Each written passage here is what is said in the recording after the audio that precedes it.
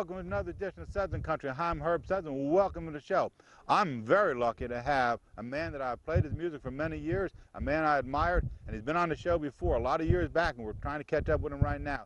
He is Grand Ole Opry member, Country Music Hall of Famer, Little Jimmy Dickens. And how are you? How you doing? Oh, it's a joy to see you again. We go back to 1989, came to your house. That's right, absolutely right. And I enjoyed having you there. Yeah. And it's nice to see you again. Boy, a lot of years went by. How's Mona? Mona's just fine. Yeah, Good. She's doing well. She's not up here with you on this trip? No, she didn't come along this time. Okay. But tell me what's going on in the world of Little Jimmy Dickens. I see your face everywhere. Well, they keep me busy around the Opry. I do a show on Tuesday night, and Tuesday, what they call a matinee, and then I do 4 shows a week on the Opry. I do 2 on Friday night and 2 on Saturday night. Oh, they're keeping you hammering there, pal. Now, has that led up in the last 50 years? No, you pretty much been there. Well, yeah, I've been there. Yeah. Yeah, a long time. Yeah. And I still enjoy doing it, and just to be where I've always been, you know, and try to do my best to entertain folks. When you're on the Opry, how many songs do you get to sing each night? I do 2 on each 30-minute segment. Okay. With the guest, you know. Sure, well, that's good. And of course, Little Jimmy sings those songs that made Little Jimmy famous.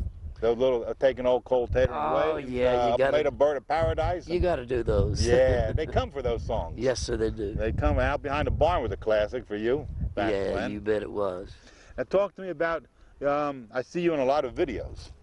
All the current artists out there, all the new artists on Nashville want Little Jimmy Dickens in their videos. I don't know whether they run out of talent or whether they want me or not, you know.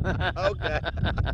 Okay, I think they want you. I just did a new one with Brad Paisley. Will be out very soon. Okay. Yes. I've seen you in Vince Gill videos. Yeah, sure. A couple of years back, you did some of Vince Gill. Yes, sir. And we just saw you in a Shelley Fairchild video. They taped at the Opry. You were in the back. Yes. And you're just all over the place on them videos, man. Well, thank you very much. Yeah, Little Jimmy, whether it's a second or 2 seconds or 3 seconds, there's your face. Yeah, I'm doing what I love to do. There you go. Thank you, sir. And you're being part of the world of country music of today. Well, I appreciate that. Yeah. Thank you.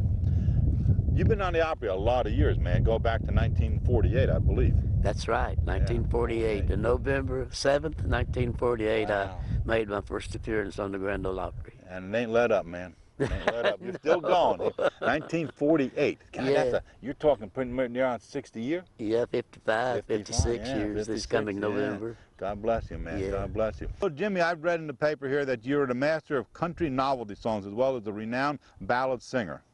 Is that true?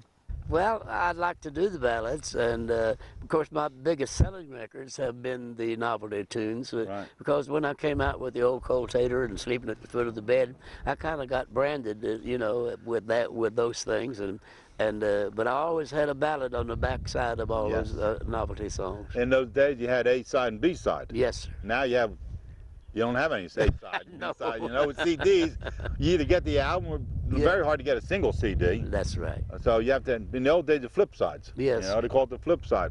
How did you get into the novelty song end of it?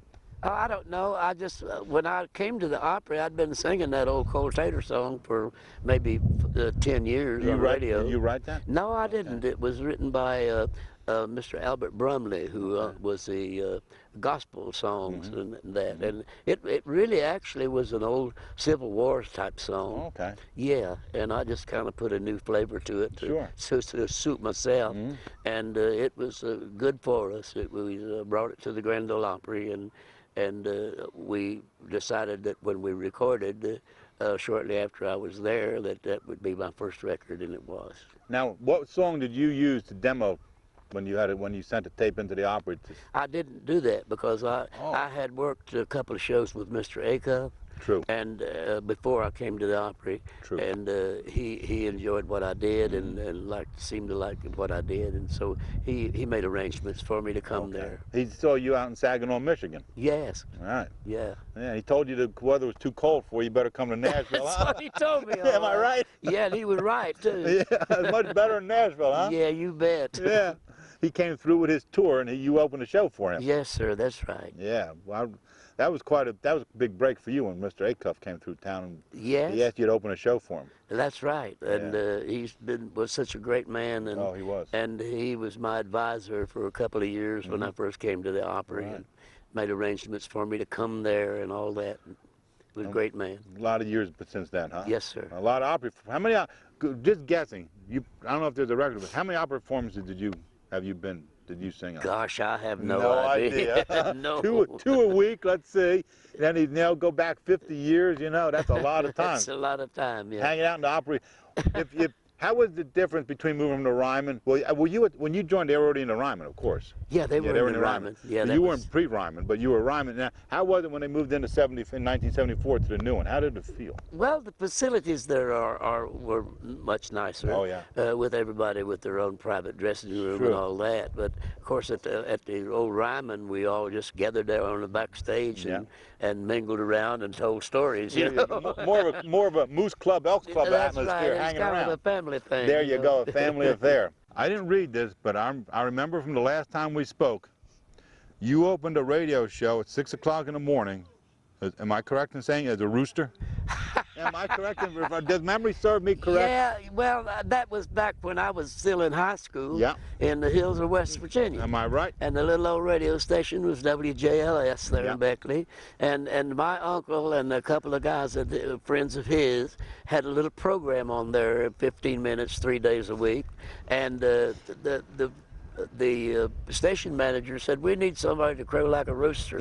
And I said, "I can do that." Hey, can you replicate that sound for us right now? No, I couldn't if I had to. When we were on the last show 15 years ago or 12 years ago, you were able to do it then. Yeah. But that's how you got your start. I roostered out. Roostered out. Okay. Done roosted out already. Yeah. But that's how you basically got you up. That was how you started out in the morning with the rooster sound and got your start. I did, and those were good days. Yeah. Yeah, we didn't make any money. We weren't there for that. We were just on the air, But you had fun. Yes. You had fun in those days. Sir, you bet. But the old saying, you had to do that to get to where you are today. I suppose. You had to play a rooster to get to where he is today. Still a bandy rooster, I guess. Never get old. Hey, when you were singing in those days, you had your own band called the Country Boys. Yes.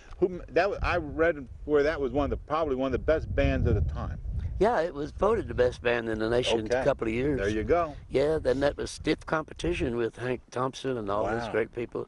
And I was very, very proud of my band. They had two twin guitars, You were the only one with them. And the steel. And they were playing 3 parts on everything I did. And it was just an amazing thing that they did. A good sound. Good sound. Yes. And what made you go twin guitars? Well, that was something like nobody ever had that before, if I remember. Well, sleeping at the foot of the bed was twin guitars. Grady Martin and Jabbo Arrington played it, and I just established a style there. Okay. Yes. You had drums in that band. Did they allow drums in the Opry in those days? No, they didn't. I carried the drums on the road, but I didn't have them on the Grand Ole Opry, no. Yeah, I remember reading that where the Opry didn't allow you to have drums yet. No, they didn't. They're more traditional sound. Bob Wills came to the Grand Ole Opry one time with his band. Yeah. And they made the drummer sit up behind the curtain. No kidding. Wouldn't put the drummer on, huh? No, I wouldn't put him on. No kidding. And now drums is everywhere. Yeah, that's right. Drums is everywhere. Yeah. Cool. Tell us a story about, you knew Hank Williams. Everybody knows him, that great Hank Williams. Tell us a personal story about him, if you think it's something real. I knew Hank Williams, and he just took a liking to me, and we just became very, very close friends, and traveled a lot and toured a lot together. One time we were flying with Minnie Pearl and her husband in Minnie Pearl's airplane. We were flying to Wichita, Kansas. Okay. And Hank was riding along, he and I in the back. And he said, "Tater, you need a hit song." And I said, "Yeah, everybody does." Of course. he said, "Well, I'll just write you one. Get you a piece of paper and a pencil." Just like that. And I did, and he started quoting lines to "Hey Good Looking." No. And he wrote that song in about 20 minutes. Whoa. And a week later, I met him up in the hallway at the radio station, and he said, "Tater, I just recorded your song today." Nice guy. I said, "Thanks a lot." Yeah. Oh, man. Of all the Opry performers, Which one did you like the best out of all the Opry performers? You've been through so many of them. You go way back. And which one did you, out of all the Opry performers, let me turn that question around. Which one would you prefer to do a duet with if you had to sing with a duet with somebody? Oh, well, I doubt if I could do a duet with anybody. Well, if you had a choice, who would you like to sing a duet with? Oh, I don't know. Mr. Acuff when he was here. Yeah, you know, he was, God bless him. Yeah, he was that. He was quite a guy. He sang my kind of music. There I love you go. that. I was raised on that. You worked with Minnie too, huh? Yes, Yeah. my goodness God sakes. bless her. What a wonderful lady. Oh my gosh, Yes. yes. She was kind of one of her own kind. You bet she was. Yeah, she was kind of one of her own kind. Out of all the songs that you've had out there, novelty songs and ballads and all those songs, which song would you consider as a signature song for Little Jimmy Dickens? Well, the Old Cold Tater, of course, but then I had Out Behind the Barn and Sleeping at the Foot of the Bed Right. and those songs like that. Okay. Yes. Now, while we make mention, Hank, we just spoke about Hank. Tater, the name Tater came from... Yes. My first record being Old Cold Tater. Yeah. Hank Williams just nicknamed me Tater, and then the fans started picking it up, and the people in the industry, and they all started calling me Tater, and I've been Tater ever since. Been Tater ever since. Been Tater for 60 years already, huh? Yeah. I'll tell you, it's quite a... we were talking about some of your songs just a second ago, got a little rockabilly in them. Yeah. But that's a good flavor too. Didn't do that intentionally. Whose idea was to throw that in there a little? Well, I don't know. It was just a timely thing, Okay. you know, and with the music and all that, and holding my pocket and things like that.